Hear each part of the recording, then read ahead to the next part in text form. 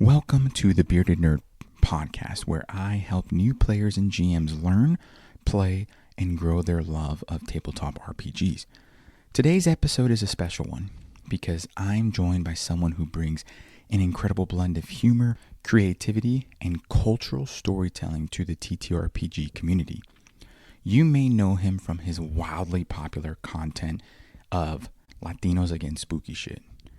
Jonathan is an amazing creator who has built a community around comedy, representation, horror, and everything in between.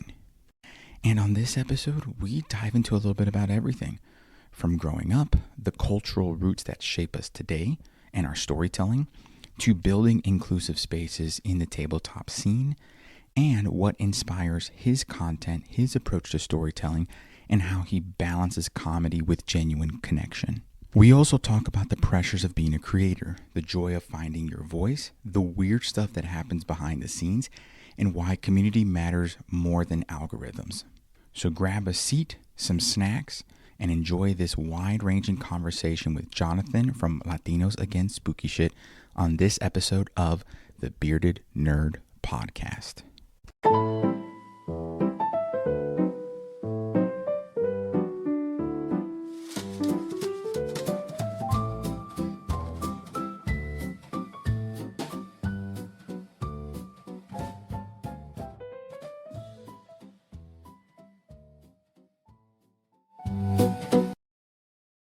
The amount of time it has taken to actually get together and talk, it's phenomenal, the amount, but I am so honored to have you, my friend. How are you? Brian, I'm 36 months later. I'm great. It's taken I think 3 years at this point in time. Almost three It's at least. almost 3 because my son is turning 2 in September. So for sure, 2 years. We had talked about it So it was Gen before. Con 23 that we Correct. ended up meeting then. So Correct. 2 years, In almost person, going at on least. 3. Yes. In person. Yeah. Because we have been talking, chatting, and again, I've interacted with a lot of your videos, and it's so funny because some of the stuff that, like, when I see your videos, Mhm. first off, what like, I don't know how people interact with los spookies because, like, Boy. what? But again, being raised in a predominantly Hispanic Latino family and then Mhm. community, aka mostly Cuban, but Hialeah, Florida, like Yeah. we would not do that. And mind you, a lot of Hialeah has santeros, which are like witch doctors and like Right. practicing all that, which even then I'm like, yo, bro, why would you're inviting Los Spookies in Uh, like Yeah, actively? like are we differentiating between the goodest spookies and the baddest spookies? Like what's the vibe here and how can we tell? Like I I don't can't know. tell. I've never had a limpia done and I don't plan on it. I'm like, seems too much of a gamble. I'm good. I'm gonna just take a shower. Yeah, I'm just gonna do that, and you know Yeah, what? Just go, just mind my business, Biddle. Dude, I'm exactly. so happy that you're here, and for the folks listening, again, we've known each other for a while now, Biddle.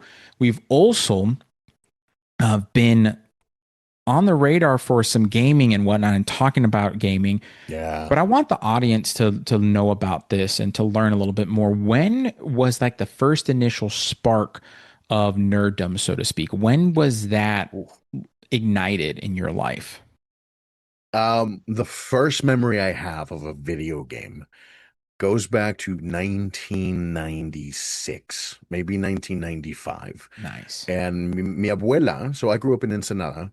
And my grandmother was the director of an orphanage, the City of Children, still standing, still active to Oh this wow. day. Yeah, and my abuela, she used to be the one that tended the clothes, made the food. Like, even though she was the director, like she was fully involved in all aspects of these boys and girls' lives. And when she was doing laundry, she would sit me in the basket, and then she would have a little TV with a Super Nintendo, and she would play Mario. And I would just watch her play Mario. And I would just watch jump up and down, and I'd watch her do all the hidden little things. And I still remember this vividly in my mind of her just playing and me watching and the sounds. Um, And so from a very early age, that's been kind of an interest of mine. That's been something that always captivated me. And it wasn't until probably 1999 when I finally played my first video game by myself that I can remember beating, which was Final Fantasy VII, which holds Ooh, a special place in my heart nostalgia wise. I yeah. know everybody's like, oh, it's not the best Final Fantasy. And it's like, that's fine. We can have our differences, but it's to me the most important because that's the one that I remember beginning to end without anybody's help beating by myself. Wow. That's that game. I know a lot of people, like you said, talk bad about it, but it's beautiful. That just initial memory, right? It doesn't Yeah. matter how good the quality was. It doesn't matter. It's that initial memory that's just beautiful. Yeah. Um, Now, how did that progress in your life? So you talk about Final Oh, Fantasy and Mario, but how yeah. did that progress? Did you have other forms of nerddom that you kind of explored, or was video games like the main thing? It was the main thing for a while, right? So Final Fantasy turned into you know, other Legend of Dragoon. It turned into Nice. Chrono Trigger. It turned into all these other games, Game Boys, and not Monster Hunter. Oh, I always forget the name of this one. Dragon Quest Joker or Monster Quest Mm, Joker and all these other yeah, games. So it just, which led into Pokemon, which led into this, which led into card games with Yu-Gi-Oh, yeah, which I wasn't allowed to have growing up. I wasn't allowed to do Pokemon or Yu-Gi-Oh. Having grown up in the church, my yeah. family was like, no, that's the devil. Like you can't have these. But my dad would still buy me the decks. Nice. And I'd secretly play at school. And that eventually led down to the rabbit hole where what 15, no, longer now. 17 years ago, I met my then friends who introduced me to Dungeons and Dragons, and we played 2.5. Wow, We that's awesome. played with the original manuscripts and everything because Yeah. that's what his dad had. And we were rolling with THACO, to hit armor class 0 and all the old rules and everything. And that's what we started with. And we started in their basement. And ever since then, it's been this hunger to keep Mm, playing, this hunger. And it's taken me a long time to realize what that hunger was. And it wasn't just sitting down with a bunch of friends and rolling dice and having fun and making jokes. It was deeper than that. And I didn't realize what that hunger was until I'd gotten a morsel of something that satisfied it, and it was storytelling. I realized, oh, it's not just the game, it's the stories, it's the lessons, it's the character arc, it's the rise and fall of a hero. It's all these other elements that I didn't have words for at the time. So um, I'm still hungry for it. Still hungry. And that storytelling journey that you mentioned, it's progressed obviously from second edition now to Oh third, yeah. 3.5, fourth, fifth edition, and New 2024 fifth. rules Yeah. because Yes.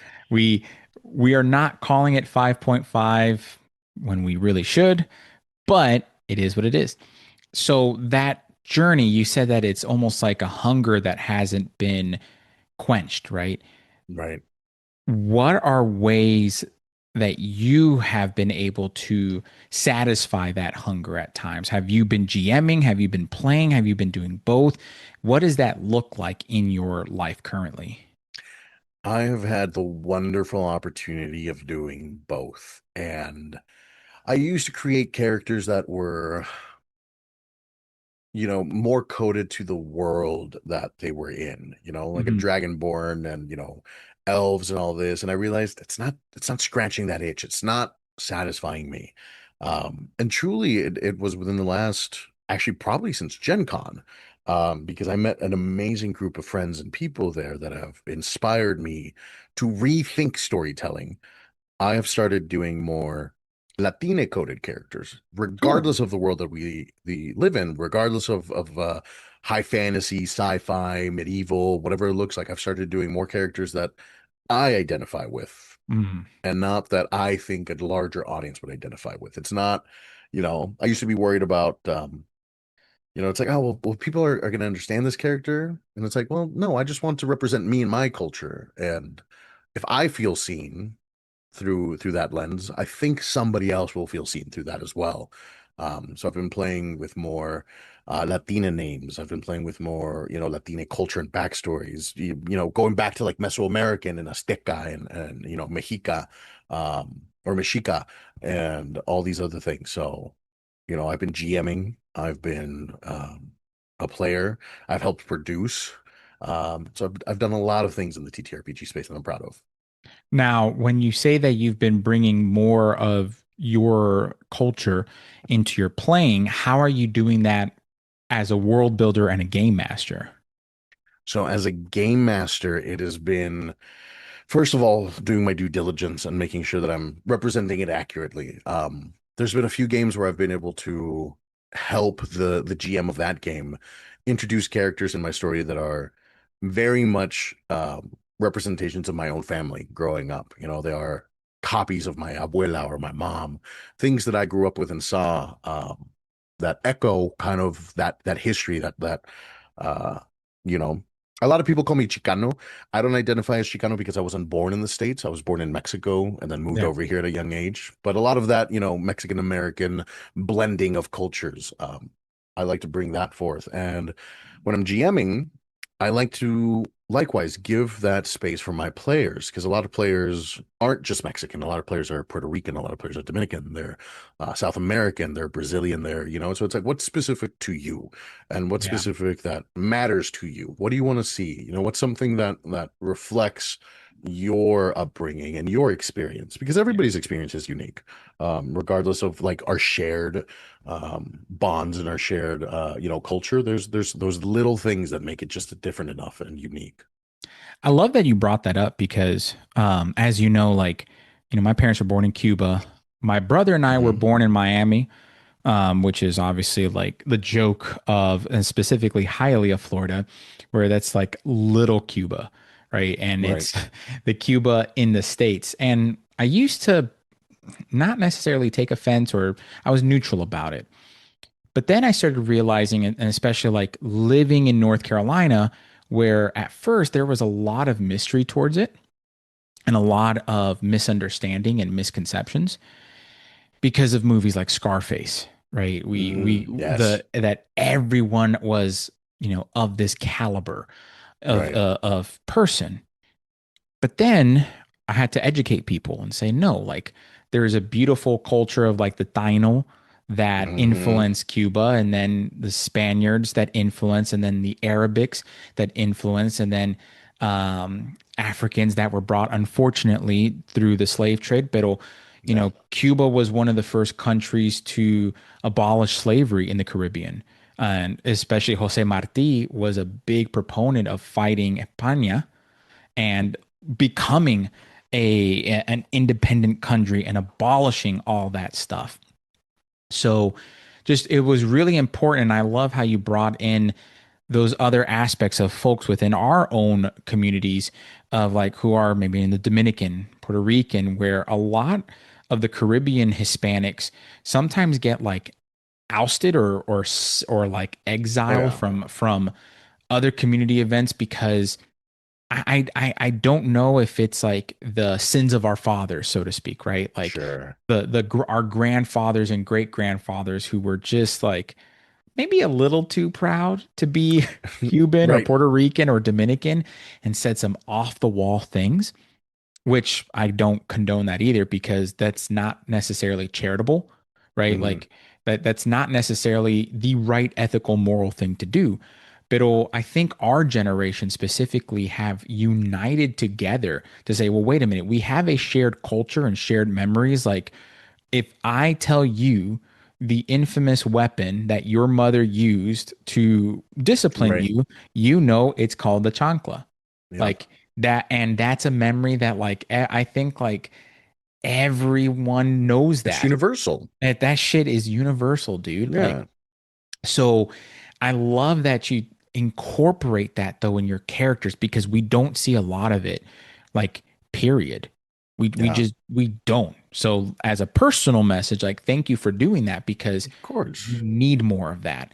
Now, what has been the response to that? Have you felt like you've received the response of like being an educator almost, or have you gotten mixed reviews? Take me through that.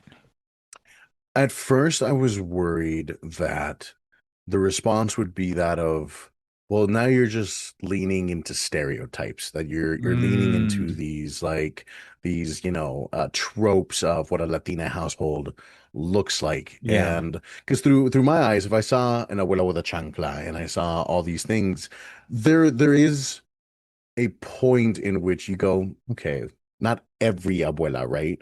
But No, it's it's a fine line. It's a sure. fine line, and the way that I've played it, and the way that my game masters have played it when we're creating these worlds together, is that they've also humanized these characters in a way that makes sense. Because you're right, I can't just have an angry abuela with a chancla. That's just a trope, right? But if Yeah. we get a chance to explore why she's upset. If we get a chance to explore the clashing of two cultures and the fact that this is an immigrant who is living outside of their culture, Yeah. trying to find a way to exist in the confines of this space, well, now we've added depth. Now we've Yeah. added color to this painting, and it makes more sense. Um, and we start adding that conflict. We start adding, I talk back to her and I snap because I'm upset that I can't live up to the expectations that this family has set for me as an immigrant here because they expect me to just live for them. And now we've added more color. Now we've added 3D and we've added Yeah. edges to this mold. And so, it's easy to fall into a trope if Hmm. the trope doesn't expand the story. If what you're doing to the characters if what you're doing to the characters can be taken away and it doesn't add or affect the story at all, you don't need that aspect in there. True. But if what you're doing with that character matters, then it's just a matter of how do I dig into that and magnify it so that people realize that there's a reason for this. Um, and so a lot of people have reached out and have been super supportive. Tabletop Tempest released Beneath the Surface, which was produced by me and ran by Chris, D&D Imposter. And it is very much a love story, or a love letter, I should say, to a lot of that Brazilian and Amazonian culture surrounding kind of, Latin America. And the amount of support that we've received of people telling us like we don't see this representation. Brazil especially doesn't get a lot of representation Yeah. as a whole. And so for them to have these phrases, these stories, these sayings, these little nods to a culture, people are like, I don't get to see that, and it was so cool knowing that that exists outside of just like my family, or outside of just like when I visit people back in Brazil. So, um, people have really identified with it, and it's been reassuring to know that we're going in the right direction with how we're representing ourselves. And two things that you brought up that I really love is that one, the logic behind the thing, right? Like there, when you provide a reason, why is your abuela mad at you? Well, there are certain things that abuela has to deal with, right? Like my abuela, both of them actually, they were working in the factories when they Sure. came here, like 16-hour days. My grandpa, same thing, like working just a lot hard, hard, tough jobs to provide ends meet. And I remember a distinct memory of my grandmother saying, and translating obviously from Spanish, like, don't be the stereotype that people expect you to be, Hmm. which hit me as a kid. Like, what are you talking about, grandma? Like, Right. I'm over here cracking Pokemon packs because Yeah. because like my grandparents didn't know what it was and really didn't care. Like it was very much the same with like any type of fantasy that I was delving into, because like my grandma was highly involved in her church, San Mm, Lazaro specifically, and was, I mean, she was like one of the like pillars there, like of like I community get that. people. And I remember someone said, well, it's not turning my grandson into like a devil worshiper. So I think like, she just clapped back at this person, Yeah. and like that this woman clutched her pearls, as they say here in the South. Um, and my grandparents, though, like when my grandma said that phrase, I didn't understand it until recently as an adult, where like there was a stereotype built in, caked in to certain people. which is, Yeah. I'm not going to judge them for it because I've realized that they were taught something. It was that generational Sure. education that I can't fault them for it when it's like you grew up a certain way and you're ignorant Yeah. and you were taught that ignorance. And then what I will fault you for is having the laziness to not teach yourself in the era of this thing called the smartphone, Right. right? Modern technology. Where you can teach yourself, hey, like I like personally, spicy food is phenomenal. It's great, but not every Hispanic, Latino, whatever Right. incorporates that into their diet and into their nutrition. Like that's not a thing. Now, Right. do we like to is our love language feeding people at times? Sure. Probably. Yeah. Yeah. But we're also culturally a lot happens around the dinner table. Mhm. So, like incorporating that into a TTRPG is Yeah. something that like that's the reason why. And then the second thing that I really love that I really want to hammer in with the audience is like a lot of the representation because remember D&D is still played as a high fantasy medieval Western Europe setting. Like and that's cool. That's awesome, but there are other parts of the world and I want to encourage folks like that maybe are from the Middle East, right? There were parts of the world during that time that were developing and flourishing. Well, we Yeah. haven't really seen that. And for us specifically, like there's beautiful cultures within at least like from what I know of like the Taino and then what, other parts of the world Mhm. and specifically like, you know, Latin America, South America, whatever you want to, however you want to label it, like there's beautiful cultures there too that need to kind of like as this is leveled, we need to raise the level Right. of that shared knowledge. So that's something that I think is really important. And I don't know about you, but I think this is one of those times to be encouraged to do that. Whatever your 100%. background is, go and do it, jump into it. But I say all that to lead up to this question. Now, obviously, you played, with second edition and whatnot. But how did you start creating content as Latinos Against Spooky Shit? What's the origin story about that? Because I feel like you're gaming and you're doing all this, but then you're really laying some educational knowledge with this main page. So tell us about that. I've said this before on when people have asked me this on other shows, and I'll say it again. I wish I could tell you that I'm this genius when it comes to marketing and that I came up with this idea and it was perfect and flawless and executed. But no. I like any incredible thing that happens, it was purely accidental. So 2020, 2021. I'm going through a very difficult time in my life with a divorce, and it is messy and it is rough and it is taking a toll on me. And I needed something, a creative outlet of some sort. I needed to just be able to do something to take my mind off things. And I started just posting silly little videos, nothing crazy, just little things that I found funny. Um, and I remember one girl, I don't remember her name, unfortunately, but she posted a video that was like, have you ever noticed your voice is different when you're speaking in a different language? And I recorded my reaction and I was like, hi, my name is Jonathan. Hola, mi nombre es Jonathan. I was like, oh shit, my Yeah. voice is higher in Spanish.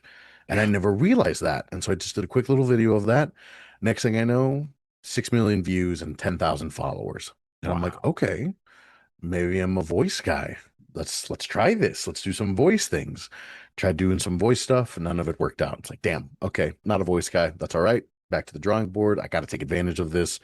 And then I just so happened to post a video of me frying some eggs and flipping them in a pan because I grew up working in a kitchen. I have Yeah. been working in kitchens since I was 8 years old, and so I was like, okay, let's try this. 6 million views, 10,000 more followers later. Wow. Fuck, I'm an egg guy. I'm gonna do eggs for the rest of my life. This is all I'm doing now. Thankfully, I tried doing a couple more cooking videos, tried a couple more egg videos. None of them panned out. No pun intended. So I'm sitting there, and then I remember late night, and God, it must have been March. Nate Petrosky, a creator on TikTok, still active, and he lives off grid, and he films his lifestyle. And he lives, just on the land, and just films himself and his dog. And he filmed a video where he was like, I heard a strange noise outside, so I went to investigate, and it's him opening the door to pitch black darkness in the woods. And I remember thinking, I was like, you couldn't fucking pay me enough to do anything out there at that time of day. So I remember hitting record and stitching it. And the initial concept was like of Jehovah's Witnesses going to the door, knocking and educating somebody. So that was the point of view that I was going through, was a representative of Latinos Against Spooky Shit, the organization, and me educating this person on why they shouldn't be going out into the woods, and what they should do instead. And that video took off. And I'm like, okay, I think I captured lightning in a bottle here. I Yeah. wonder if I can reproduce that. And I tried another one, and sure enough, that went well. And then a third one, a fourth one, and so on and so forth, until I was like, okay, this is my brand. And incredibly lucky, because one of my followers, Bruce, bless his heart, Bruce Sousa, he reached out to me. He's like, hey, bro, love your content. I kind of dabble in some graphic design stuff. Do you mind if I made a logo for you? I'm like, yeah, sure. I mean, I'll pay you for it. He's like, nah, don't worry about it. I was like, okay. And he created what is now to this day still my logo That's for awesome. Latinos Against Spooky Shit. And yeah, the rest is history. That's awesome. That's yeah, I've seen a lot of your videos and commented on it. And um first off, I don't know how people even think about, like, who goes. There was one video where it was, I think you recently posted it, pero it was a group of people playing outside in the dark, which, number one, why are you outside in the dark? Nothing fun Second, happens in the dark. no, no, not at all. And let's be real, like, shit, dude, you're outside playing in the dark. Y después there was a person with like long black hair, and Hmm. los ojos were like, like, now mind you, that family saw them and booked it and ran, Yeah, which is the smart thing. great. But your first mistake was being outside Yeah. in the dark in the middle of the night. What's the point? What benefit is that to anybody? Like, unless No, you're in your backyard with all the lights on, making carne asada, or having some bistec, some coronas, having a something, good dude. time, tequila, singing. And even then, you better be within running distance to the door, And because the this is, second I hear anything out there, I'm locking everybody out. bro, this is the thing. Like with that, see, all of a sudden you can get those like bottles, because I like, but I'll drink, Corona from the bottle. Like I know Yeah. I've seen some cans and I'm like, nah, No, that's not my that's thing. sacrilegious. That That feels racist, honestly. that's yeah, I don't know. I just, no, no, thank you. I'm throwing a bottle at their, like, throwing a bottle and then running and just being like, all right, dude, like, no, I'm Yeah. good. I'm getting out of here. But like some of the videos that you've done, what has been the weirdest, like, what, like, you saw it and you were like, holy crap, this is weird. Well, like, do you have a distinct memory of a video that you did that was just almost the most off-putting? There's a lot of videos. So a lot of the videos that you see are like, that's the whole clip. I've shown you the entirety of the clip. Yeah. Like, there's no more, there's no less. A lot of people are like, "Where's the rest of it?" I was like, "Sorry, Mijo, that's it." Yeah. But sometimes I get people who send me clips that are like 4 to 5 minutes long, because it has to build context to what is happening. And some of those, like, I can't react to, because like it's just too much content for me to try to splice together in my Yeah. normal format. But there's a few that do get me. Like, there's a gentleman that was urban exploring. I don't know if you know what urban exploration is. But it's essentially people of a certain demographic that will go out and explore these old abandoned industrial places. Oh, You know, and yeah. so like But this one in particular, they found actually an entire abandoned neighborhood. Like they looked it up on the map in real time. It doesn't show up on Google Maps, doesn't show up on Bing, it doesn't show up on any map that, paper map, nothing. Bro, Just a when it doesn't show up completely on Bing, you got problems. right. When Bing is even like, hey, I don't know, dude. Like, but there's nothing. But there's a very clear, it's an overgrown with grass road that was clearly paved at one point, but has been taken over. Like they get to this cul-de-sac, and it's easily 10 houses, five on I'm each already side. shaking my head no. Yeah, and it's overgrown. Roots have taken over the houses. Branches have collapsed and like broken windows. Like this place has been abandoned, and a lot of people are like, "Oh, it's a paper town." Paper towns are fake towns that are created for like map service roads and all that kind of stuff, and they're just made to like it's a whole thing. But he's like, no, because this place has clearly been lived in. Like, because he would go into some of these houses and he would open the door to like the fridge, and there's old rotted food in there. Like, no, clearly at one point people lived here. Like, Yeah. there's things here. It's not just a shell of a building. It's been There's lived in, tangible things there. tangible things. And he keeps exploring. And in the video, obviously he didn't hear it at the time, but in some parts of the video, he would caption like, "Oh, heard this in the background.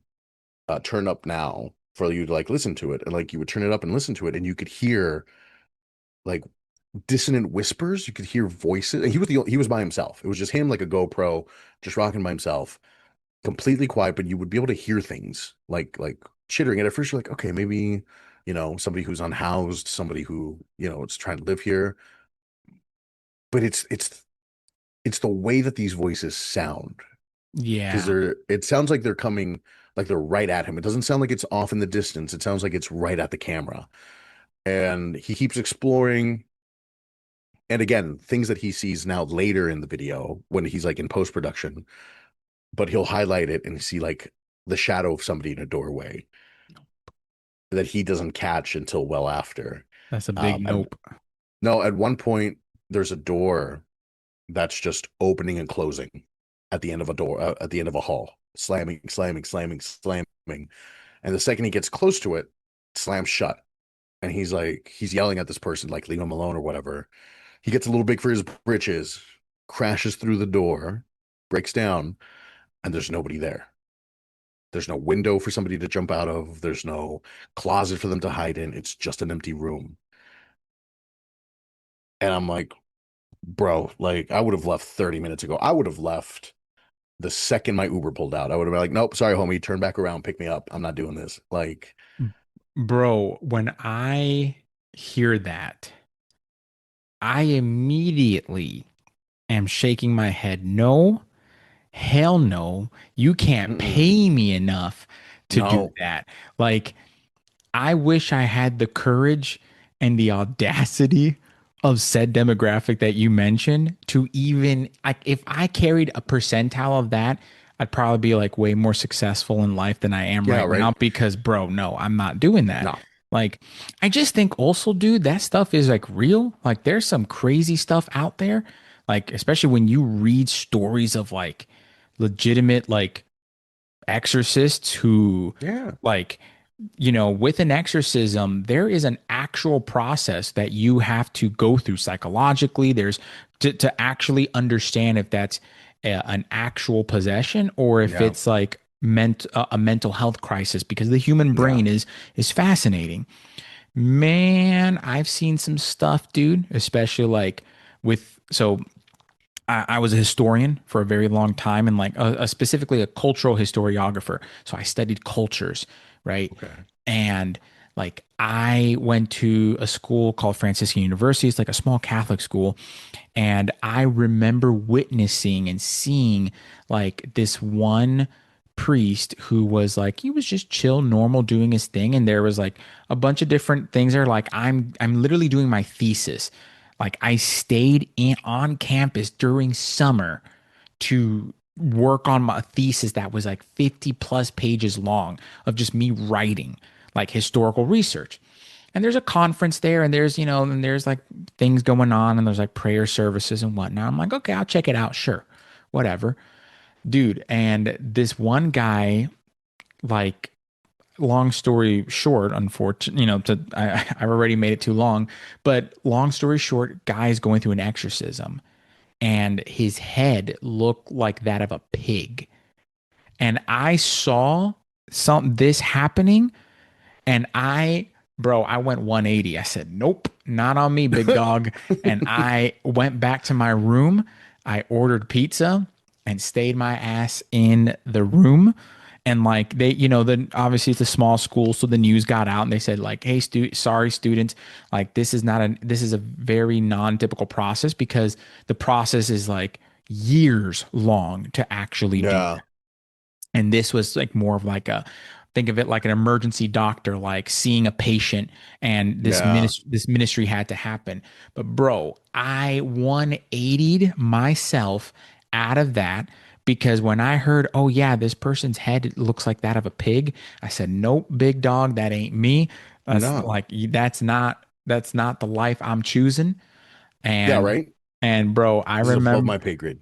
yeah, no, this is way below my pay grade. And I think I went and watched anime, or I watched Nacho Libre, because I was like, I need something like funny, and I need something like to distract me.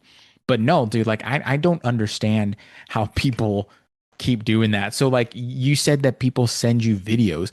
Has there one that you've been like, nah, bro, this is like completely fabricated? Uh, I'm gonna pull back the curtain a little bit for a lot of Okay. viewers that might know me. There's a lot that I know are fabricated. There's a Okay. lot that I know are just crafty editing. There's a lot that I know are skits or bits that I'll still Yeah. reply to. Because if I sat down and I tried to take the time to find all the real ones, I wouldn't have that much content, right? Because there's the odds of uh videotaping or Sure. documenting a real paranormal experiment or experience slim to none, right? Like so many conditions have to be just right. Um, so I know that a lot of what I react to may not be in all actuality a real paranormal event, but should it be a real event, that is where I step in and kind of give you that advice. Dude, Also, I think we all agree Nacho Libre is an honorary Mexican. Jack Black is 100% coming to the carne asada. Just throw that yes. out there for anybody that ever questioned it. 110%. And I'll be honest, dude, I have pretty much like every video I've watched of yours, I've never thought that it was fabric like that, the what you're stitching is No. fabricated, because my simple self is like, no, I'm not doing it. I'm not Yeah, gonna eat, like, I don't want to even spend the time knowing if it is fake or not. Like sure. I'm I'm heading just not out. gonna put up with it. Yeah. Nah, dude. No, I watch everything with the assumption that shit, if this were real, this is how I would handle it. But no, there are some that I know are just very well done. Like there's one by a channel. He posts very regularly El Cucuy, and it's often videos of like small children haunting his house or slamming on doors, and it's very well done of quick cuts and edits to make it just believable enough. But even then, I'm like, still, no, thank you. Hard Nah, pass. bro. Even I don't care if Mm-mm. it's hard edited. Like, nope. Yeah. I'm not playing with it. And that's why I'm a real life paladin. Like that's nope. Just nope. I'm not doing that. But speaking about paladins, in your, we've Oof. talked about how you've created these really personal and intimate characters. Mhm. How does that reflect when you're choosing a class or an occupation or role depending on the RPG that you're playing? Do you tend to go towards like, you know, I don't know, like a cleric or a paladin or a monk or something like that because it best represents that intimate character you've created? Or do you kind of choose a little bit and kind of keep the guardrail so that you can be a little bit more optimized? What's that process like when creating a character? So what's really funny about that is that I haven't had the chance to create a Latina coded character in 5e. Okay. I haven't gotten to do that in Dungeons and Dragons yet. A lot of the time when I finally decided, you know what, I want more Latina coded characters, more characters that I can personally draw experience from. It started being through um what was they say? Through other TTRPG systems. Yeah. It first started with Call of Cthulhu. Uh Ooh, that's a good one. it was a very good one, and it was the Dread Carnival that we did, and it was Oh man. Isaí Guerrero. And Isaí being my middle name, Hmm. Guerrero being a bit of an ode to a Latino inspiration to me, which was the late great Eddie Guerrero, a WWE wrestler. Oh yeah. And I was like, you know what? I kind of want to mix and match these two names. And Call of Cthulhu is very much not a class-based game, as For if, sure. for anybody that's played it. So that's when I was able to like, okay, I'm a high school student. What skill sets would I know as a high school kid? And what would I have learned from my own upbringing that I could pull into this? And so that made it a lot easier in that regard. And then I've also got games like I've done Candela Obscura. We Nice. did Kids on Bikes. We did what other one? We're doing Blades in the Dark. Ooh, that's a good one. Actually, the Blades in the Dark is really cool. So that one's still in production. So I won't say too much about it. But what I can say is that the theme and the setting, because we were talking about this earlier, was um, kind of cultural history and how that's brought up. And this one's really fun because it's what if Mesoamerican um, tribes, colonies, cultures, Azteca and Mayan and all these things, what if they managed to push back the conquistadors? What if they Mm, managed to develop and evolve into the industrial era without Spanish influence? And what would yeah. that look like?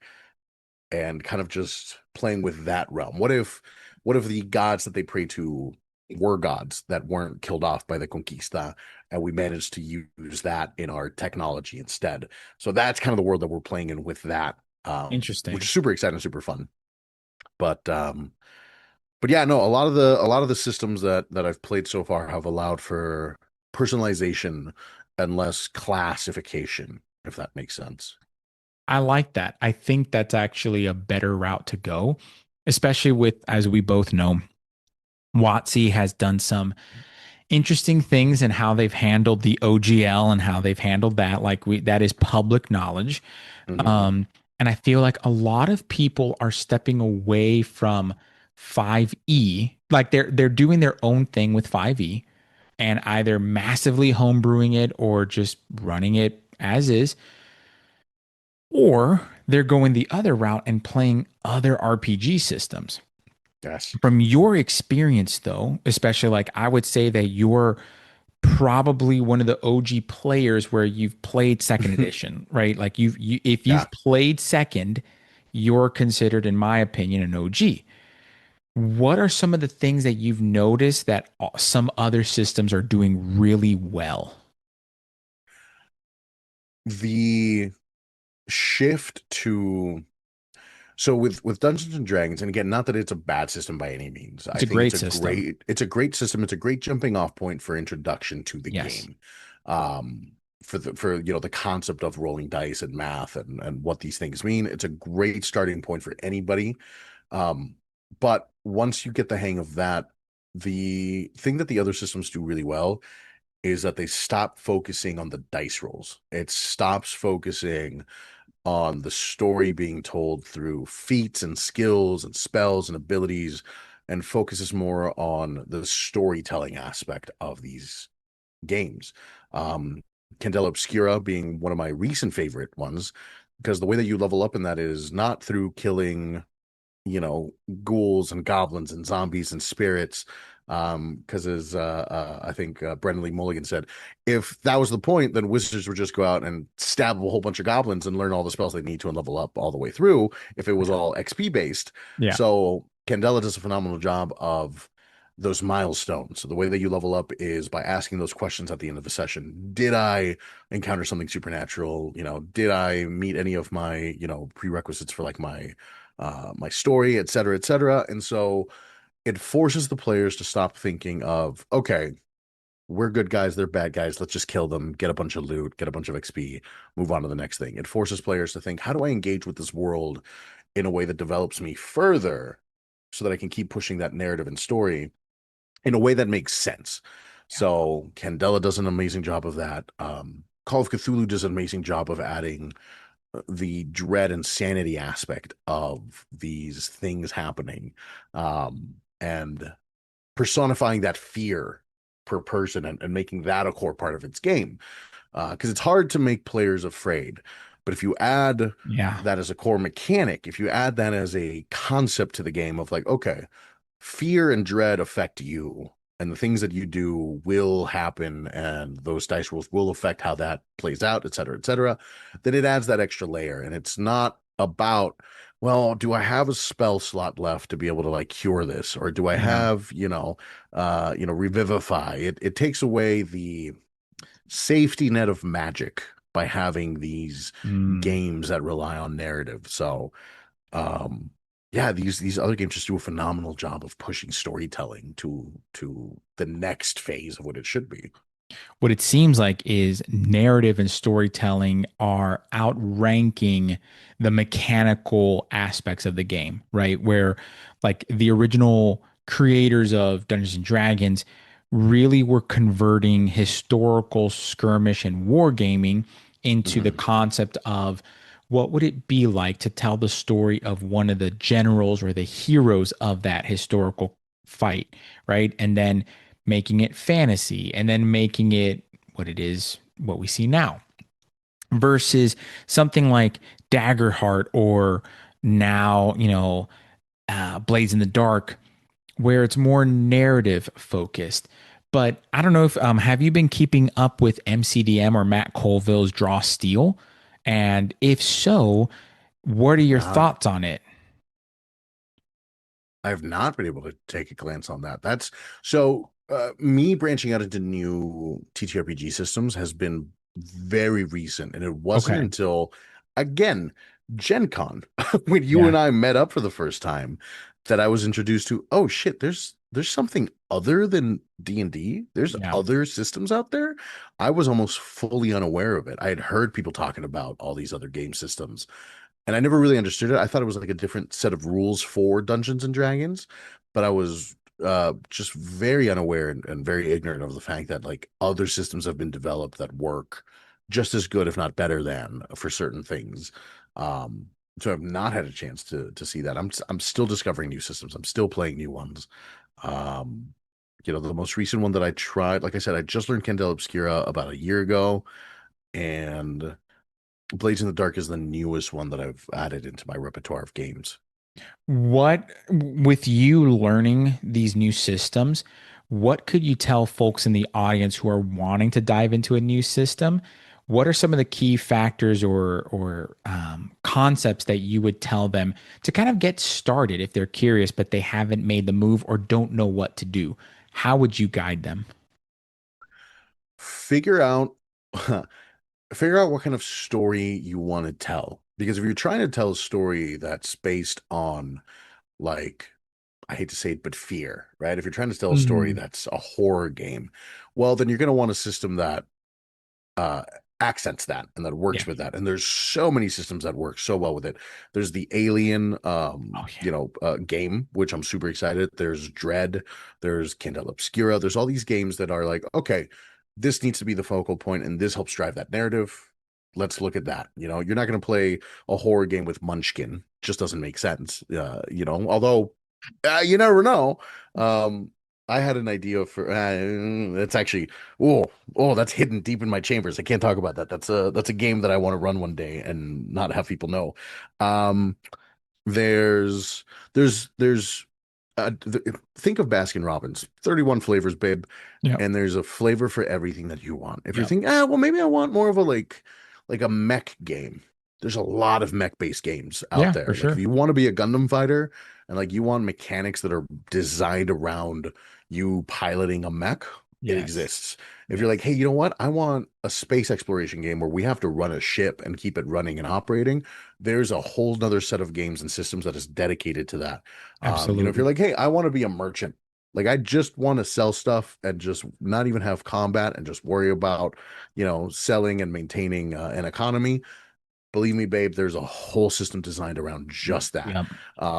So determine what you want in your next game, and then literally just type in TTRPG after, and you will find a game system that allows you to play that. And I actually did a panel on this at PAX West last year, but kit bashing. Kit bashing is an absolute thing where you can find elements of another game that you like. You can just adopt that. There's no law. There's no rules against seeing like, I really like this. Yep. But this system doesn't support it. Make it support it. Just Yep. adopt that and bringing it over. One of the things that I adopted personally for Dungeons and Dragons, and this is just because I think wizards are so underappreciated at low levels. For Yes. magic missile, when you roll your d4s, um, if you explode, meaning that if you Ooh, roll your damage out and it rolls a yes. 4, you get to keep rolling that until you don't explode with it anymore.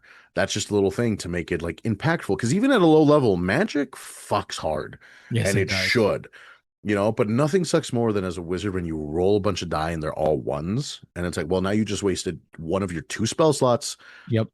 Hopefully, this goblin doesn't get close enough to shank you in the kneecap and end your fucking life. So, Yeah, um, dude. Like, sometimes you just got to take things. it's very true. And something I'm actually going to be borrowing that. So thank you very much for that. I I got you. actually have kit bashed a lot because when I was growing up playing, I felt that there was a lot of limitations. Yeah. And like, anyone that knows me pretty well will tell you I don't like being limited. Like Mhm. it's probably I got to talk to a therapist about that. Yeah. But well, we'll get there. We'll cross that bridge. But I when I when players of mine have critted, but then they double the dice and it's like 2 1s or like whatever it would be, it stinks. So what I normally do now is we double the dice, but the first dice is max damage. So if you roll a Yes. d8, you get 8 points automatically, and then you roll that other one. So that way you're still having a bit of both worlds. 100%. And you mentioned it, you hit the nail on the head.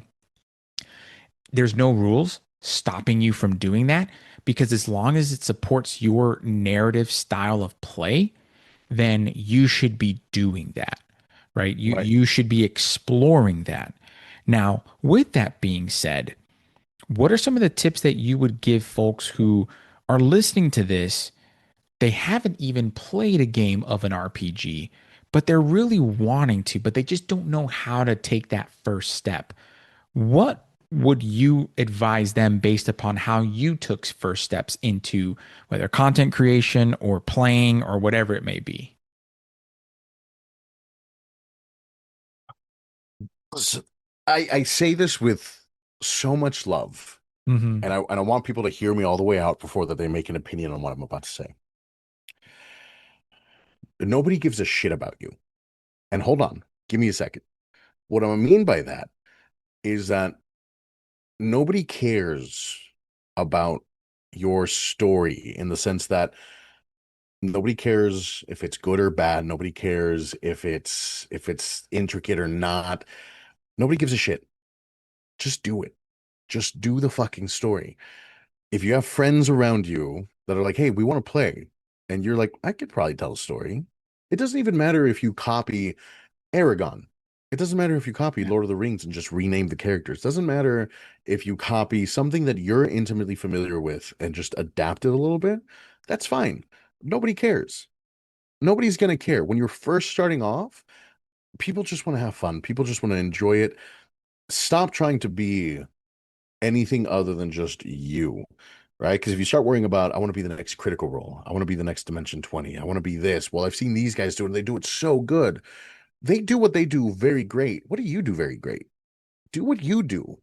That's all you can do. Okay. There's not a big production behind you. There's not millions of people watching you. You don't have to worry about, well, shit, our revenue and like, how are we going to sell t-shirts? You don't have to worry about it. Nobody gives a shit. Just do it because you want to do it. Do it because it's fun. And if you fuck up something, you fuck up something. You have Yeah, to learn. Everybody has to learn some way. You're not going to be perfect out of the gate. So nobody gives a shit about the story. They just give a shit about having fun. So just have fun with it. And you that's only true. get better by doing it. So, you know, eventually you'll care about your story. And eventually your players will care about the story. And now I've played campaigns when I first started where we didn't know the fucking story we were doing. We're just fucking around. Yeah, But then all of a sudden something happened. There's a spark, there's a moment where you realize, oh, they're invested in this. They care about this one moment that I thought was insignificant. I wonder how I can create something out of that. I wonder if I can build on that. And then a story happens, much like in real life. In real life, I don't know what's going to happen the second I step outside my door. Mhm. I have an idea of what I want to happen. I know what I have to do, Yeah, but there's so many random chance encounters that, like, shit, sometimes my day goes completely off the rails. And that's okay. So you're going to find those moments, learn to identify them, latch onto them, build a story. It could be out of nothing, but build it. that's beautiful and that's perfect. I think more people, if more people didn't care what other about the opinions of others, especially in this hobby, like Mm, I don't know what it is that made people so self-conscious about telling a story when we tend to be the most welcoming of hobbies. yeah. Like we don't I think there's care. a I think there's a vulnerability That's true. to storytelling because much like me and like I was talking about my characters, every character that I've created has a piece of me in them. For They sure. are me to some capacity, right? And for me to personify that character is for me to bring out sometimes the worst parts of me, Yeah. sometimes to showcase parts of me that maybe I'm ashamed of or maybe that I'm not fully aware of yet, but they mean something to you in some way, shape, or form. And pulling that out and showing it to somebody and saying, hey, I'm going to try to do something with this. I don't know what yet. It's kind of just a lump of clay, but hopefully at the end of this, it's something beautiful. It's vulnerable because you don't Yeah. know what the other person is doing. You don't know how the other person's going to take it. It's something deep within us that is part of us. And, to role play is to be vulnerable. And I know a lot of people are like, well, you can't let the bleed happen, or, like it's just acting. And I was like, yes, it is. But even the best of actors have to pull from experience. Cause like, if you don't know how to be sad because you've never been sad in your life, how are you going to act sad? If you've Yeah. never cried, then how are you going to cry? Like, like it's got to pull from something. And there's got to be a little bit of bleed sometimes. It happens. I've pulled from I remember season 2 of Crit Hit Chronicles where we did a My Hero Academia uh Ooh. Yeah. themed game. Very Nice. fun. Again, I was this is the one time where I very much leaned into a stereotype because it's an Hmm. anime and I think it was super fucking funny. Yeah. I played hold on, I have to find his name because I think it's so fucking hilarious. Oh, hold on. I don't know if you edit this, but you can No, edit you're this. fine. No worries about it. As you're looking for that, excuse me, I think, and I think it's really important to understand that the bleed through, as you say, and as it's been said, is completely natural. Like It is. it is natural for that to occur. Mhm. I think that I think during a good session zero, that's why I like to host multiple session zeros. Yes. 0 and 0.5 are super important. Yes, because you can talk to your players about saying, hey, bleed through happens. Is it okay? Are you comfortable with that? Or do you just want to, meet once a week, have a couple of beers or sodas or whatever Yeah. drinks, whatever, and just roll dice and hack and slash, right? Like, do you want, Yeah. like, and that's completely fine, Some but you people have want the to, full mental disconnect. yes, I know people that I work with that play Magic and they're very casual, or they play D&D and it's like slapstick humor, or we're going to hack and slash and do this Yeah. because they're so stressed out at work that they just do this. So yeah, it's okay to have that bleed through. I think you just have to have a conversation about that. But what was your character's name before? Oh man. Isaí Ricardo Montes de la Torre Domínguez de la Cruz Santiago Lorenzo Guzmán Guerrero. So basically just a typical name. And Yeah. Just it was very, like how, because it's an anime, right? It's an yeah. anime beast theme. I was like, what would be something so dumb in an anime that would happen with a Latina character? A very long name. A very Yeah. long name would be really 100%. funny. And But did they give I him a would nickname? Did they give your character a nickname that you it was had? just it was just Isai. They just ended up calling me by my first name Oh, always. even better. Yeah, yeah. So it would only be like if a teacher had to do roll call or anything like that, they'd have to go through the whole thing.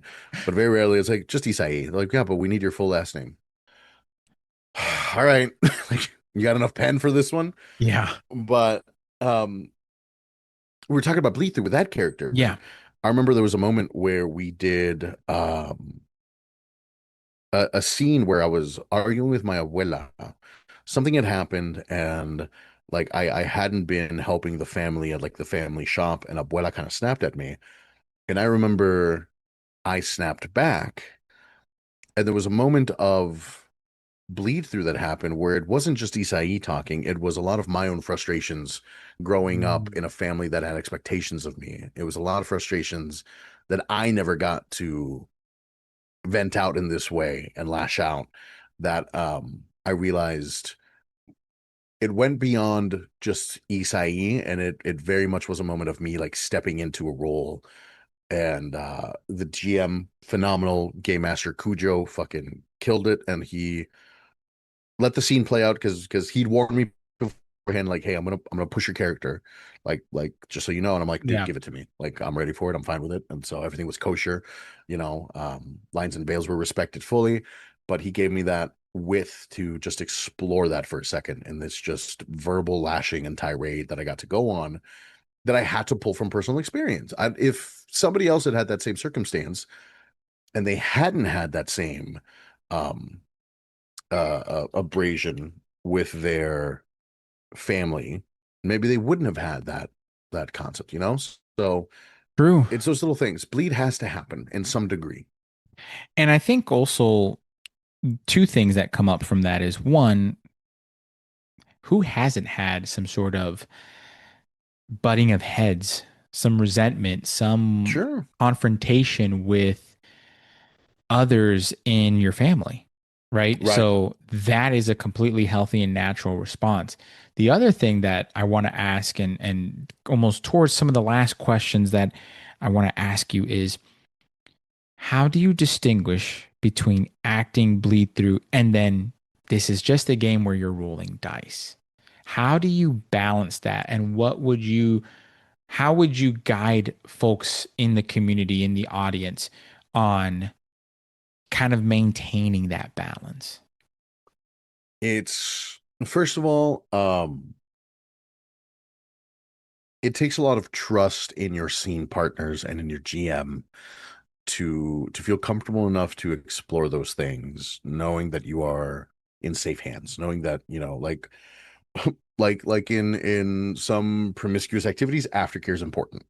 And a lot of times in scenes, if things get really emotional and heated, especially if they're recorded, um, as a player or as a GM, you have to know when it's like, hey, let's take a breather. Things got really intense. Let's do a quick table touch to make sure everybody's in a good headspace. Everybody's okay.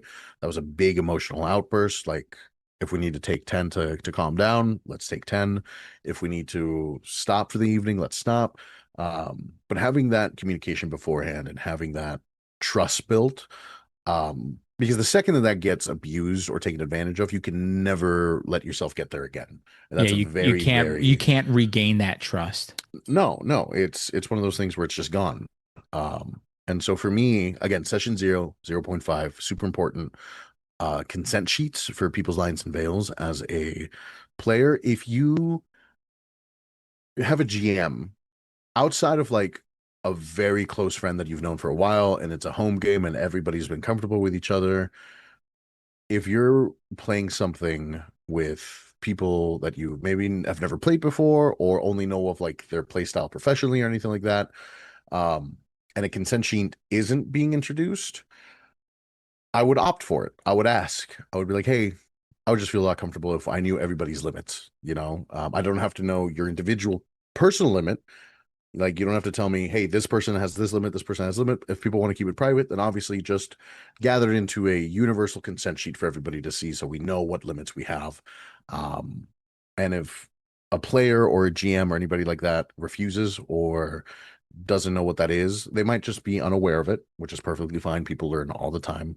But if they refuse on the principle that they don't cross lines ever, bit of a Mhm. red flag, because how do you know you've never crossed the line if nobody's ever felt safe enough to tell you, or if you've never known what the lines are? So, like, taking the extra 5 minutes for people to fill out a sheet doesn't hurt anybody. So, That's true. um, Yeah. but as far as the bleed through goes, you know, um, but as far as the bleed through goes, I think it's just important to remember that at the end of the day, it's a game. You're telling a story, and there has to be a little bit of separation. But I think also being comfortable enough to talk to your peers and being like, hey, this one thing happened in here that made me feel some sort of way. Can we just talk about it really quickly? Yeah. Sometimes you have real life frustration with somebody and the way they're playing their character. Like, hey, like this is bleeding over, and I know that I'm getting frustrated, and it's not with you, it's with your character, and I just want to hash it out real quick because like I don't want this to stew. And I think just recognizing that, and it takes a while to recognize. um Originally, when I first started playing D&D, it was really easy for me as a player to get upset at other players at my table. I'm like, God, you're being such a fucking idiot, stop doing these things, Yeah. why are we doing this? And then the table would erupt. We'd all get upset and go our separate ways for a couple days, Yep. and then come back and be like, okay, well, you were doing this, it was really pissing me off. Well, you were doing this, it was really pissing me off. And I mean, we were, 16 and 17 at the time. We weren't familiar with bleed or what any of this was or what it meant. We just Yeah. And know I wasn't even I'm upset. around. Yeah, right. Like Like, we, I'm upset. You did a thing. Fuck yeah. you. Yeah. We were in the age of gaming where we were just happy to play because the outside communities, groups, whatever, Hmm. were almost like, at least in my experience, I did not necessarily share that I played D&D or that I collected comic books or played Pokemon or whatever because of the ridicule and the bombardment of stuff that I just didn't want to hear. So like that type of consent form and all that other things like weren't even present because most people would just be like, okay, if I'm pissed off at this, I'm either going to like hash it out with this Yeah. person or we're done playing and we're not going to play, which Yeah. is going to be negative. So we resulted back to the first thing. Like, I'm Like, just going to storm off. yeah, exactly. And again, you bring up a really good point that even if it's a casual game, you have to have that level of communication where you talk to your players and your GM and say, "Hey, this is what I'm cool with. This is what I'm not cool with. Yeah. This is the type of game and the theme I want to play," and go from there. And I really love that you said that. Now, with that being said, Mm. the last question I want to ask, and this is kind of flipping it from uh you know, TTRPGs to 6 your inches soft, 3 hard. I'm sorry, what was the question? um well, the main question as the CEO and founder of Latinos Against Spooky Shit. CEO. Um Oof. That sounds you're the you're the that makes it sound like I pay taxes. well, you're the founder at least of this. Yeah, It's more of like a nonprofit because you are giving the people good advice, right? you're right. Yeah, it's a What PSA. That's right. That's right. What would you tell someone who is dealing with Los Spookies right now? What's your piece of advice? Man, Let's I'm end gonna I'm it gonna on that. I'm gonna take this on a wholesome route. Okay. Um, right now we have a lot of very scary things happening in this world. We have a True. lot of things that are haunting and things that go bump in the night and things that we are constantly looking over our shoulder for. And it is a very heavy way of living. It is a very, very, very tiring way of living. And I understand that a lot of people are exhausted, a lot of people are hurt and sad. And I want you to know that despite all those spookies that are happening around us, and despite all these terrible things that exist, there's still a lot of good left in this world. There's still a lot of things left to fight with.